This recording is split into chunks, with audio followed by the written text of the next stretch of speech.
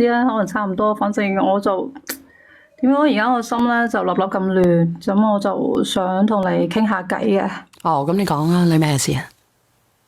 唉，即係我同你講啦，咁即係我同我未婚夫咧，本來感情一直都幾好嘅。嗯，咁但係即係舊年年底嘅時候咧，咁我哋又因為一件事就嘈咗交。即係唉點講咧？即係我呃咗佢，即係話我有咗 BB。哦，即係你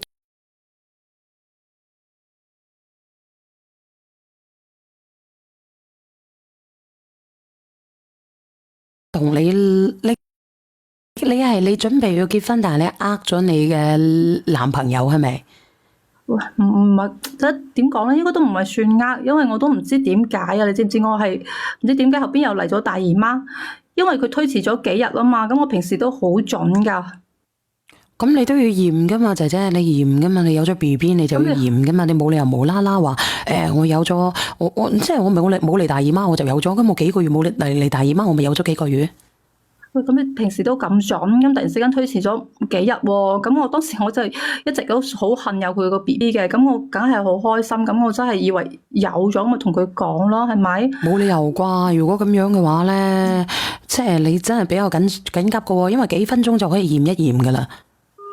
咁我冇諗咁多啊，咁後邊有咗黎姨媽嗰時候咧，我同你講小月，咁我都係諗住同佢講嘅，但即係係後尾都嚟咗姨媽。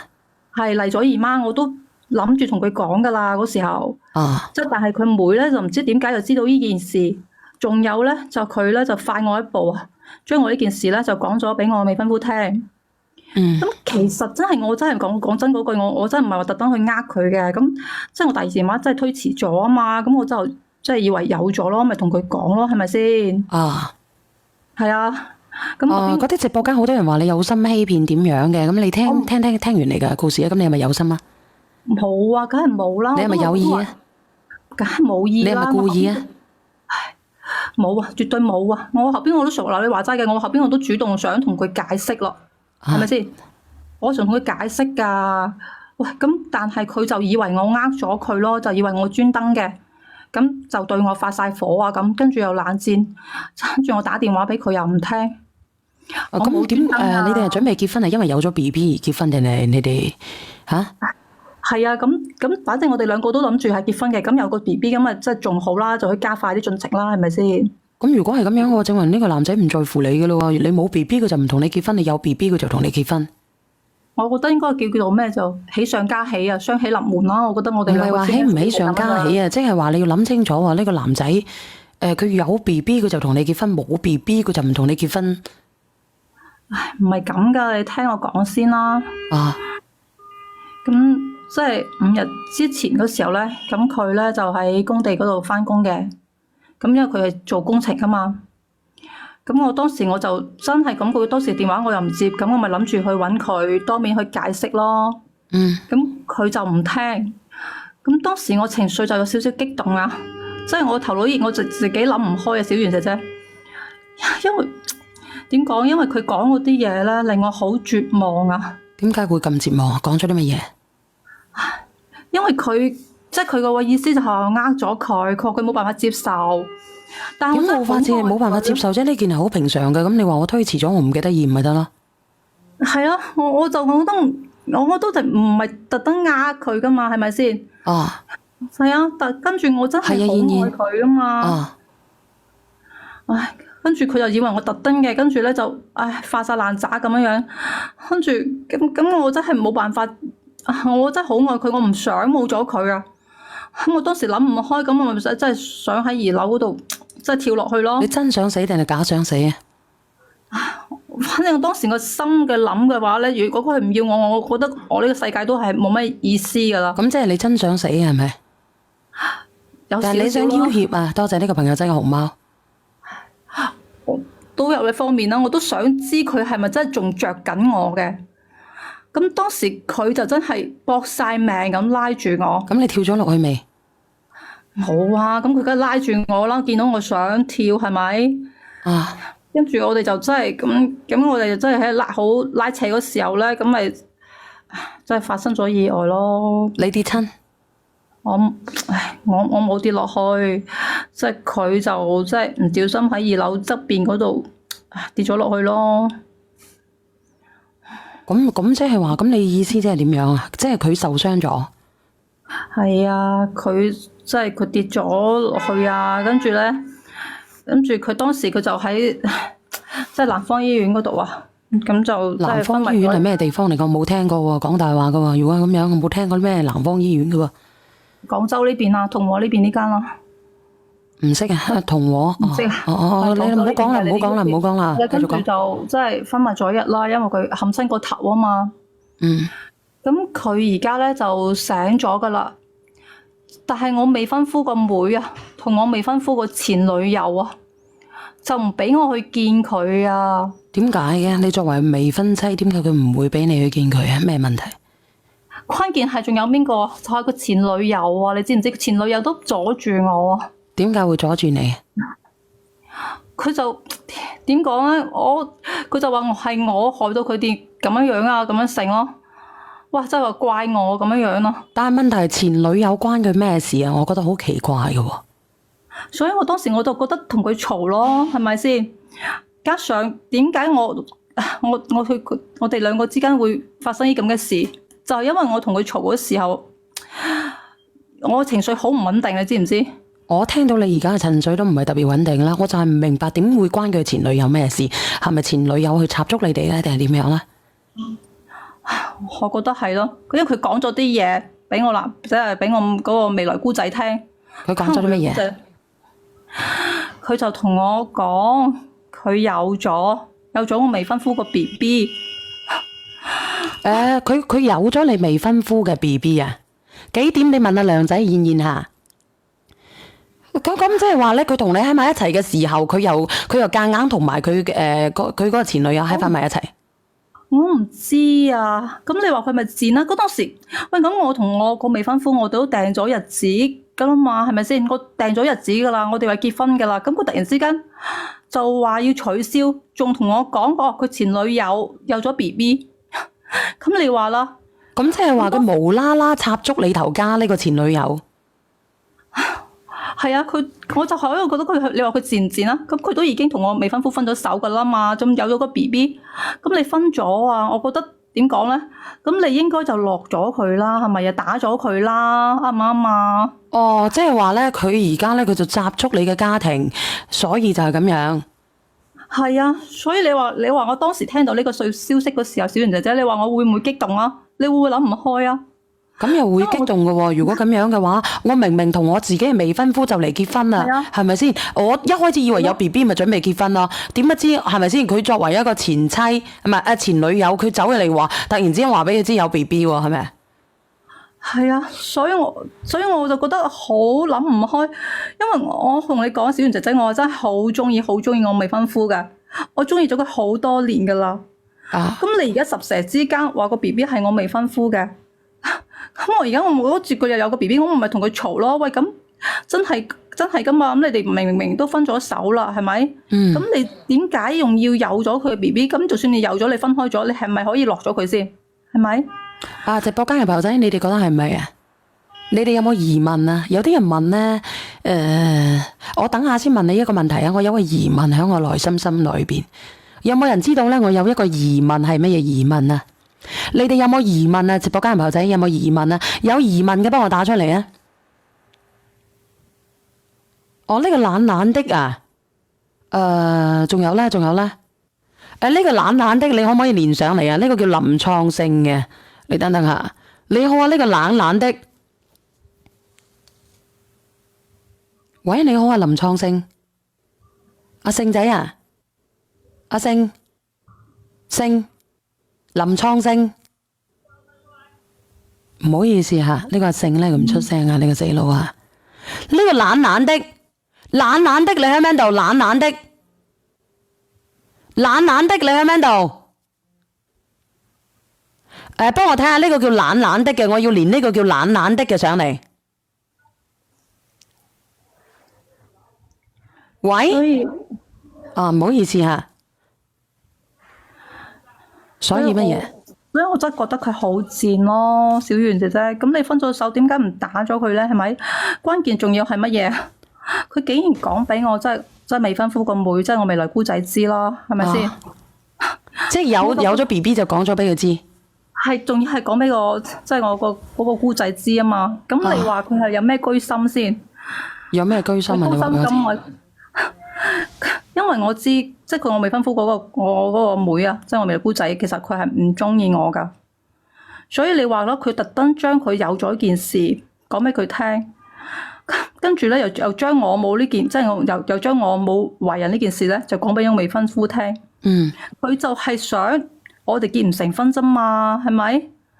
咁因為所以當時我情緒真係好激動啊！你知唔知？咁當時又真係喺工地嗰度，我真係好愛我老公，我未婚夫㗎，所以我見到佢呢個朋友仔啊，你咁樣講，你連上嚟嘅目的係點樣啊？吓，你連上嚟嘅目的係想點樣啊？你？即係我係希望小圓姐咧同嗰個女人傾下，傾咩啊？即係佢而家咧，佢而家咪醒咗嘅，我未婚夫醒咗嘅。咁佢都以咩身份嚟阻止我唔俾我見我未婚夫咧？係咪？點解佢可以阻止你咧？我就問我打個符號，點解佢可以阻止你咧？佢而家咪恃住我嗰個未來姑仔撐腰咯，就覺得所有嘢即係我未婚夫而家咁樣。我又有一個問題，你作為未婚妻，點解個姑仔可以阻止你去見嘅咧？你哋領咗證未咧？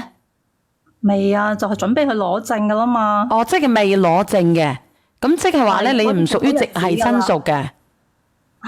我哋已經揀咗證，係啊，我哋已經揀好日子噶啦。嗱，我睇睇先。啱先有冇人要連上嚟嘅？連咪連上嚟嘅，我唔知道呢個係邊個嚟噶。喂，好啊，我想問下靚女咧，你個男朋友同佢個前任女朋友分開咗幾耐？你兩個喺埋一齊噶？佢哋分開咗應該有幾個月噶啦。反正佢哋分開咗，我哋先喺埋一齊嘅。咁喺你喺發生呢件事之前，到同佢女朋友，你知唔知佢同佢女朋友係因咩事分開嘅？呢啲又可以唔回答啊？